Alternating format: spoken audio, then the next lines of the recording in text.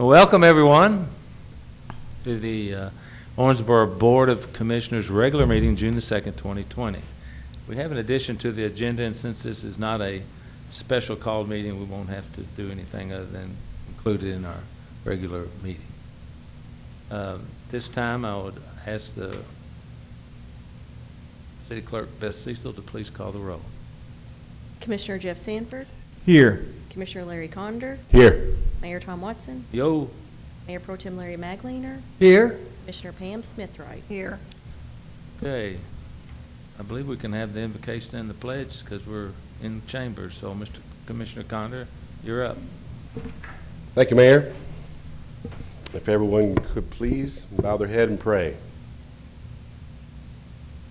God of all, we are hurting, but we are hopeful. We cry out to you as a city, a state, a nation, a world. Help us see the light of you in each other. Help us to listen, to really listen. Help us to be honest and open with our discussions. Help us to forgive our ignorance of others' pain.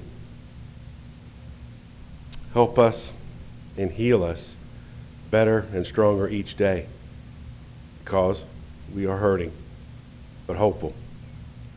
Protect our first responders, especially our police, that when faced with turning the other cheek, they send out, we care with authority and respect. Bless us and keep us every day. Watch over this commission as we do your will. We ask this in your Son's name. Amen. Amen. Now the pledge. I pledge allegiance to the flag of the United States of America, to the republic for which it stands, one nation, under God, indivisible, with liberty and justice for all.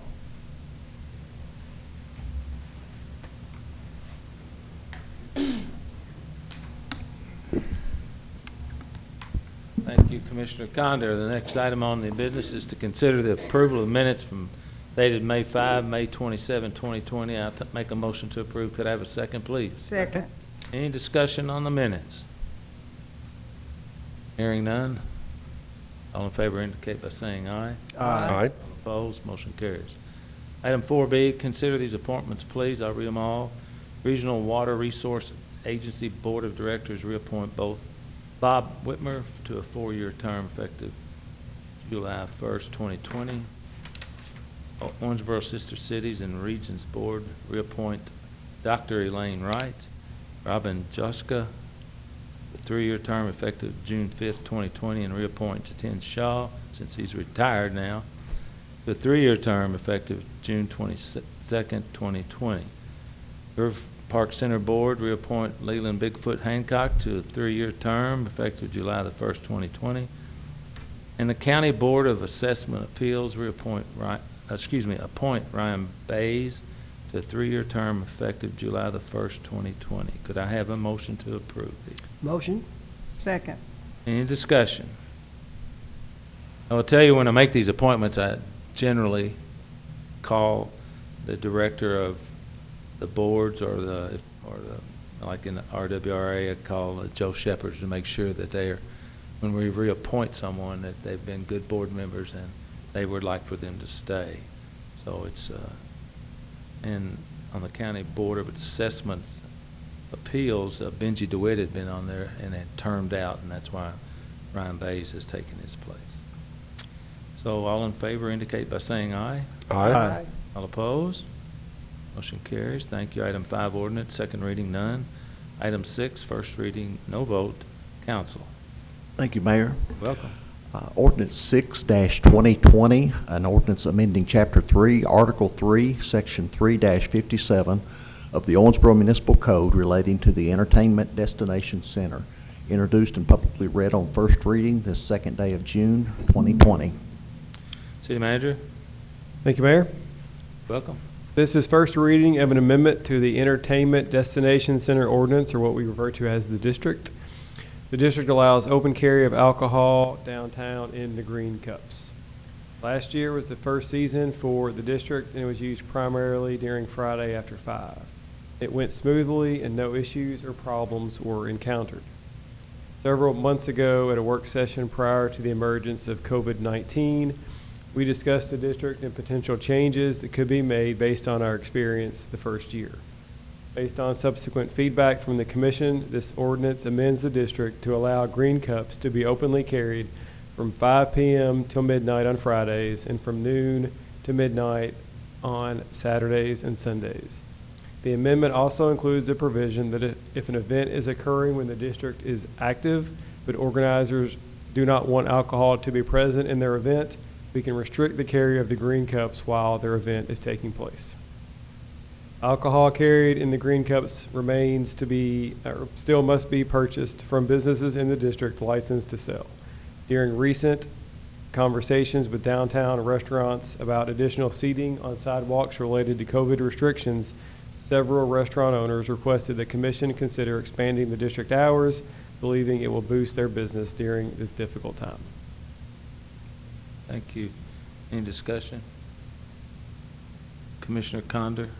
Thank you, Mayor. Welcome. City Manager, if you could clarify, please. You made the comment about an event, if they don't wish to have it, that it is their prerogative to suspend the open container. For example, barbecue festival. It's up to the committee to say yes or no. If they don't make any comment, open container goes on, or how's that going to work? That's correct, and Tim jump in, but essentially when an entity gets an event permit, basically they designate whether they would want to have alcohol or not. It's part of their event permitting process, Tim, is that correct? Yes, that's correct. So the assumption would be that the majority of them probably don't care, but an event specifically like the Barbecue Fest, where they have a greater concern with a larger contingent of underage, a lot of teenagers that are involved in a higher density, they might say, and in my conversations with the Barbecue Fest specifically, they don't want that liability concern because of so many younger folks that weekend. So on that particular one, if our special events committee and city manager and commission thinks it makes sense, okay, we might suspend it for those 2 days, but for the most part, on the weekends to allow it. We think that those afternoon and evenings shouldn't have too many conflicts, during the year. So we could suspend it ourselves if someone else didn't say anything, but we believe that there's a problem, then we could do that ourselves. Is that correct? Correct. The way it would be written, yes, that we could decide, as a staff, that we don't think it makes sense based on the style event or, current something that's taking place. Thank you much, Tim. Thank you, Nate. No, I didn't have anything. I was letting him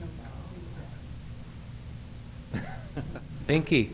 Just a quick question. So what you're saying is during the active hours, Get your mic a little closer, Jeff. during active hours, can you carve out a certain area if someone wanted to do something in a certain area and they didn't want, let's just say, the area near the river?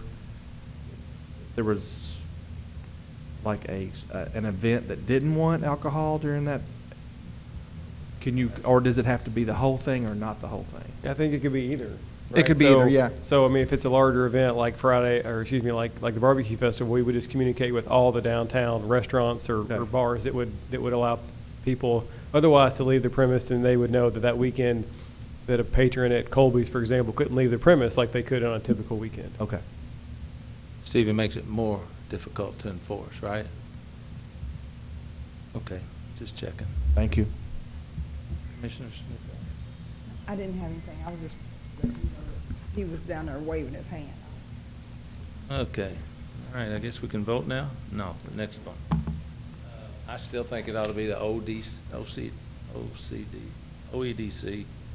I get confused. Economic Development Corporation. That's what I wanted to say. Oh, So we're trying to brand it as the district. yeah, I know what you're But how trying to come do. we just can't do the district? Why can't we call it the entertainment district instead of EDC? Because it gets, because people at home that are looking at this and we're talking about EDC, they may be thinking we're talking about the economic development. So we're trying to call it something different. Legally, though, that's the language used in state law, and that's the language that we are we have to get that EDC license from the state ABC office. So that's what our license is legally called. But again, we can refer to it as, whatever. I thought brand. Leland made that up. Nope, that's his language in state law. That makes sense then. Okay, item 6B, council. Thanks, Tim. Ordinance 7-2020, an ordinance adopting and approving the annual budget of the city of Owensboro, Kentucky for the fiscal year beginning July 1st, 2020 and ending June 30th, 2021, and appropriating the revenues to the various departments of the city as set forth herein. Introduced and publicly read on first reading the second day of June 2020. City manager, please. This is first reading of the ordinance adopting the city's 2021 fiscal year budget. It's the same as what was presented in detail to the commission and the public last week. The budget includes no changes to city tax rates. The general fund, or our main operating fund, is balanced with a proposed surplus of approximately $26,000. Infrastructure spending is a priority of the budget. In addition, we navigated COVID-19 implications and recognizing that the pandemic is unprecedented, included a COVID-19 specific contingency. We continued setting aside funds for future pension obligations, which will be a pressing issue for many years to come. Although the budget process was different this year, the final product is a good budget. I'd like to thank the finance staff, department heads, and managers who spend countless hours compiling and reviewing the budget to get this important document finished and before you for consideration. Thank you, city manager. Any discussion from the dais? Item 6C, council.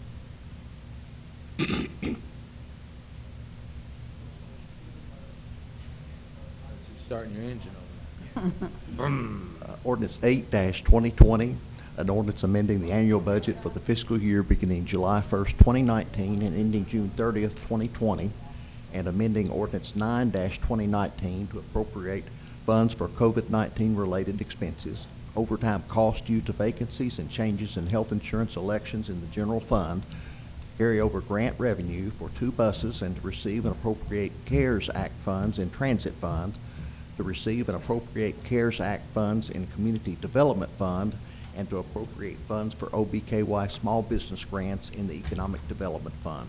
Introduced and publicly read on first reading the second day of June 2020. Thank you. City manager, please. Mayor, actually, Angela Hamrick will present the budget amendment. I'd like to recognize Angela Hamrick then. Thank you, Mayor. We present to you tonight budget amendments that affect 4 different funds of the city: the General Fund, the Transit Fund, the Community Development Fund, and the Economic Development Fund. The amendments appropriate funds for the COVID-19 assistance that is provided by the city with both grant and city funds. CARES Act funds awarded to the city to be used for transit fund operations and to appropriate for additional COVID-19 related expenses, which will be submitted for reimbursement consideration. The amendment also includes funds to cover retirement costs above the budgeted retirement contingency, additional overtime costs due to covering vacancies in the fire department, as well as additional health insurance costs due to change in employee elected coverage at open enrollment time in November. If anyone has any questions, I'm happy to answer. Questions? Hey, I got a question. That's too bad. Raise your hand. How many of the small business grants have we approved or looking into? We've got 2 sets of the small business grants. We've got some that are funded by the CDBG grant, and then we've got some that are city funded. So I'll review both of those with you. For the CDBG, we have 31 approved for a total of $77,500. And then for the city funded, which has less restrictions. Like for the CDBG, they had to be in the NRSA, 5 or less employees. There was more restricted. So because you all had elected to help the small business owners out there who don't fit in that perimeter, we've got the small business grants, which also I will also be applying for reimbursement for that as well. But we've got 70 approved there in that category for $182,500. Now, in addition to the small business grants, we also have the rental applications that came through the CDBG grant. And to date, we have 99 approved there with 66 pending, waiting for more information from applicants. Great, thank you. Yeah, you're welcome. Okay. No more questions. We'll go to municipal order, item 7A. Council.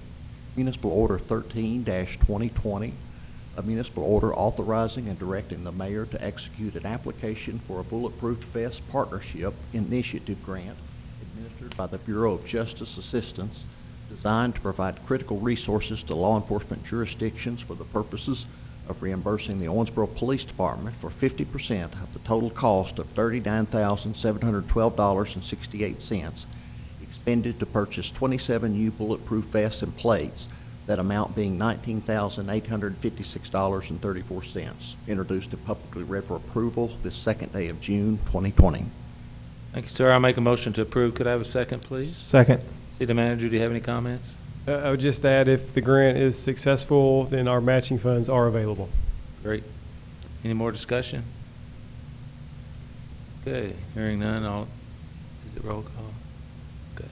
All in favor indicate by saying aye. Aye. All opposed, motion carries. Thank you. Item 7B, Council. Municipal Order 14-2020, a municipal order authorizing the Owensboro Police Department to donate a surplus vehicle to the Owensboro Community and Technical College to be utilized as a teaching tool for students in the criminal justice program. Introduced and publicly read for approval this second day of June 2020. Thank you. I'll make a motion to approve. Could I have a second, please? Second. City Manager, do you have any comments? Just to add that we appreciate our partnership with the community college and are happy to donate a vehicle to their criminal justice program. Any other discussion? We employ many of their future graduates. They're doing a great job out there. Any other discussion? Hearing none, all in favor indicate by saying aye. Aye. All opposed, motion carries. Thank you. Item 7C, Council. Municipal Order 15-2020, a municipal order authorizing and directing the mayor to execute an application and accept funding for the BGA fiscal year 20 Coronavirus Emergency Supplement Funding Program, administered by the Office of Justice Program, U.S. Department of Justice, in the amount of $65,828 to purchase supplies and provide training to prevent, prepare for, and respond to the coronavirus. No match required. Introduced and publicly read for approval the second day of June 2020. Thank you. I'll make a motion to approve. Could I have a second, please? Second? No match required. Does make my city manager happy? It does, Mayor. And this is even better because it's technically a grant application, but it's essentially guaranteed funding. We just have to submit the paperwork to actually get the funds. So it does, this municipal order authorizes us submitting that paperwork for the $65,828 in CARES Act funding. CARES Act, of course, is one of the COVID-19 response bills passed by Congress. So accordingly, the funds will be used for COVID-related equipment and supplies. Great. Okay, any other discussion? Hearing none, all in favor indicate by saying aye. Aye. All opposed? Motion carries. Item 8, city manager items. 8A, consider personnel appointments, sir. Yes, tonight we have the following personnel appointments: Rafael Baea, Leslie Burns, Jonathan Kane, Jacob Chesser, Aaron Duncan, Kelsey Grigsby, Timothy Kendall, and William Riney, probationary full-time non-civil service appointments to police officer, effective August 3rd, and John Bell, regular full-time non-civil service appointment to police officer, effective May 26th. Thank you, sir. Could you explain what probationary full-time non-civil service actually means? Well, the key being there is probationary, so employees are typically on a probationary period for, depending on the position, but typically for 12 months before they become a regular status. So if you see there, the last appointment is a regular status appointment, so that's a gentleman who's been with us for probably 12 months who's transitioning from probationary to regular status. Thank you. Okay, any other discussion? Commissioner Condon? Thank you, Mayor. Just curious question overall. If all of them pass through the training and everything else and get on, where does that bring our total number of police officers then? Are we still short or not, or what Yeah, does I that think look we like? would be short. I believe right now, and I'm pulling this off my head, but I believe we're short 11 right now, and I believe this is 8 that we have on the agenda today, so that would get us down to 3. All rise. Are you down 11 right now? All right. Thank you. Any other discussion? Okay, all in favor indicate by saying aye. Aye. All opposed, motion carries. Item 8B, city manager comments. No comments. Thank you. Communication from elected officials.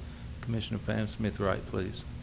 I don't have anything tonight, Mayor. Thank you. Mayor Pro Tem, Thank you, Mayor. I want to thank our police department for how they worked with the protesters Saturday and Sunday.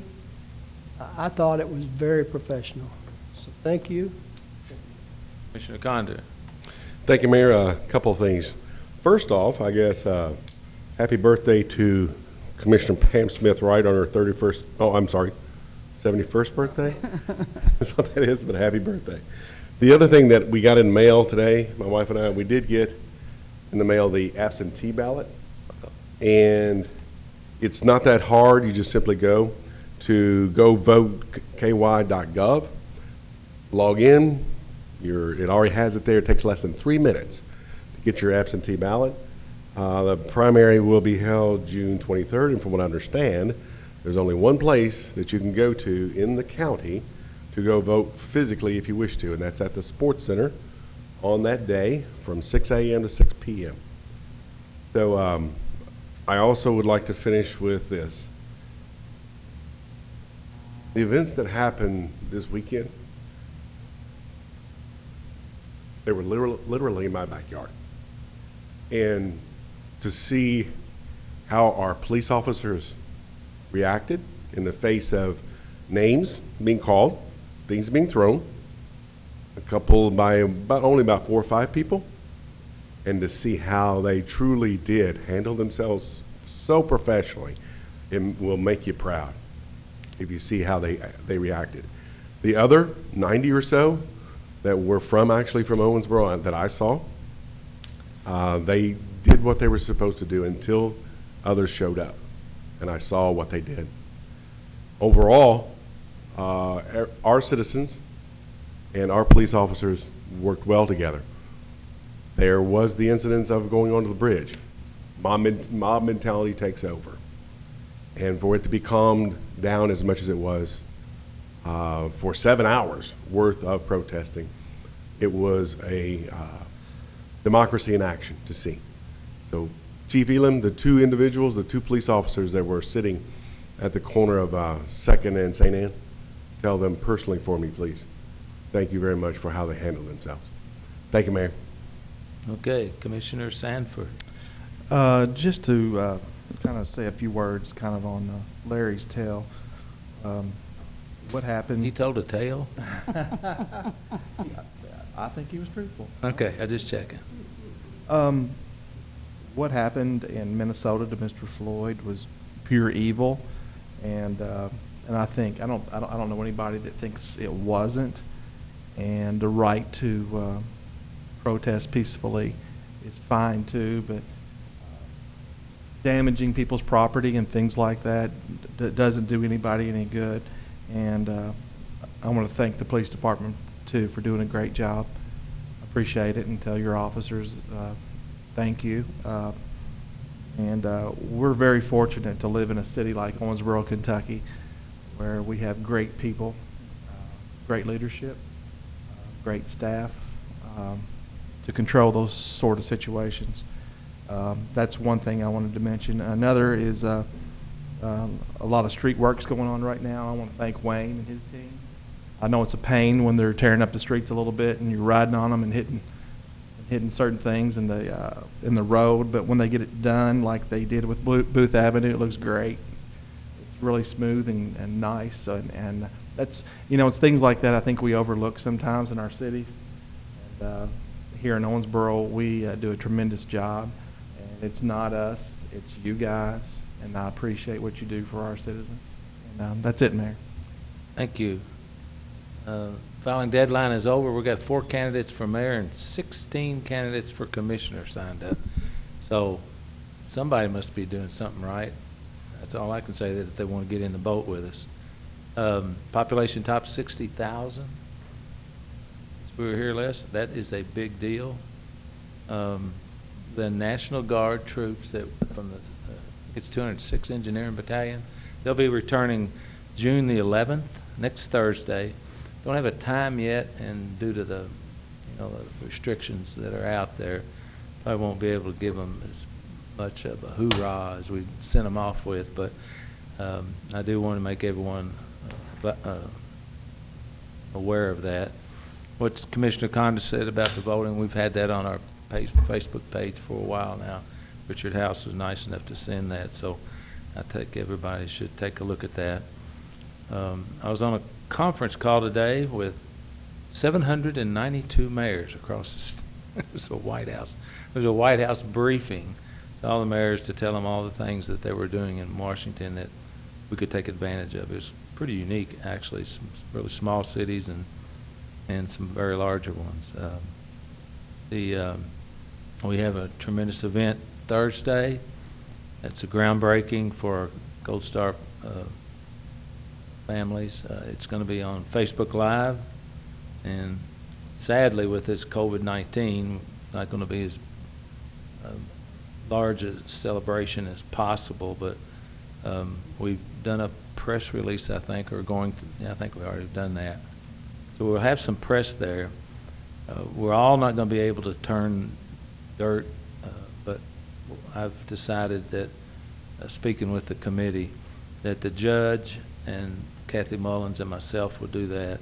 And but I want the commissioners to understand that there's time to talk to the media afterwards if you so desire. We just couldn't have as many people turning dirt. We've got a limited space anyway to pile that dirt up, and Leland is going to start on that thing next week. So we have all our money in place. We've got all our donors in place, and Adrian has just done yeoman's work on working with people in West Virginia and Louisville and Leland and trying to get this thing done and get it going on time. And I think, according to people in Woody's group, said it's going to be one of the most beautiful settings and one of the prettiest Gold Star monument that they have ever put on the ground. So I'm extremely excited about it. August the 25th will be the dedication, and we will have a celebration there. I've already made my mind up. If we got rules in place, we're going to break them that day. Excuse me, city manager, you didn't hear that. And the chief will go along with it, but we plan on Woody Williams being here. He's 96, last surviving Medal of Honor winner from Iwo Jima. Dedicated the last 40 years of his life to the Gold Star family. So it's going to be brief, but at the same time, we felt like we needed to do something to get it started. Just so the gathering people, it's going to be limited. If they want to come, they're just going to have to spread out, because although I don't know if the protesters spread out too much. I do want to give you something to think about. We have been doing Facebook Live on Thursday nights with the Green River District Health Department and the hospital and the judge and Nate and myself and usually a guest or two. That's gone very well. It's kept the community informed on the things that the medical community wants to do. It's kept them informed on what a tremendous job the health department. I can't tell you how impressed I am with Clay Horton. He's just been a shining star through this whole thing, and his team, they've worked very, very hard. Now they're getting into the nursing home issues and the contact tracing, and which it seems almost to me, being in the medical community, that we've flattened the curve by taking care of our healthy people, and now we're going into the most vulnerable areas, and now we're testing them. And so don't be surprised if the numbers go up just a little bit, just because of the most vulnerable are being tested now. I spoke to Signature Healthcare today, and they will be doing their facilities this week. So pray for those folks in that nursing home, and pray for the healthcare workers there. My mother-in-law is in there. She's been over 11 weeks without contact with the family. And so that's tough. It's tough enough when you get to go there, quite often, but the healthcare workers have done a great job, and they tested their other facilities in Beaver Dam and somewhere else, I think, and they had no incidents of COVID-19. So keep those folks in your heart and prayer, because I'm concerned about the most vulnerable, since we've already protected all the healthy people. Davis County, there's been 325 confirmed cases. 275 have recovered. Currently, in that 435-bed hospital, we have 9 people with COVID-19, and there's only been 31 people out of the 325 that have ever had to be hospitalized. So those are really good things. We only get the numbers of more cases reported. I thought maybe be nice to let, if you haven't already been following it, to really understand, you know, how great a job OH has done. And you know, I was in the OR yesterday morning, and there were 3 cases, all that was going on in the whole OR. So it's really different than what it usually is. And tragically, we have lost 5 people. These are Owensboro stats.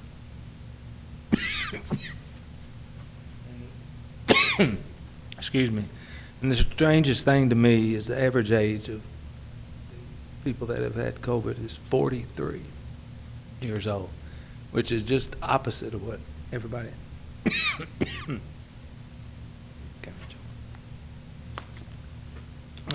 which is just opposite. And I too would like to thank our staff, and especially Chief Elam. Friday, I guess it was Friday morning, wasn't it, Chief? I called you, you know, and bothered him for about an hour. I guess we talked, because I was concerned that Saturday we would have demonstrations here, and he had a plan, and our police officers are trained to do it the right way. And I want to thank Josh Bachmeyer as well, because he's the one that dots all the I's and crosses all the T's before they bring them forward. And I was out of town, but it didn't really matter, because I had all kinds of phone calls and videos and things like that. And it did concern me a little bit on the bridge, but it did. It worked out. There was one young man that I found out from the hospital that had a bicycle accident over on the Indiana side, and they were kind of trapped there for a little bit, but they got an opportunity to turn around, go back, and get on the Natra and come back to the hospital. So the other thing that was concerning me was that 60 or 70% of our heart folks live in Indiana. So we made them aware of it quickly, that the bridge was temporarily out of use. So got a lot of pushback and a lot of fussing on social media about that, but all in all, I think we responded extremely well, and hats off to you, Chief, and your staff, and made us proud again, and really appreciate all you guys do. Thank you very much. Okay, at this time, if there are no further discussions, I will make a motion to enter into closed session under KRS 61.810, parentheses 1, parentheses B, to discuss the acquisition or sale of property. Could I have a second, please? Second. Okay, all in favor indicate by saying aye. Aye. And we do not anticipate any action after closed session. Thank you.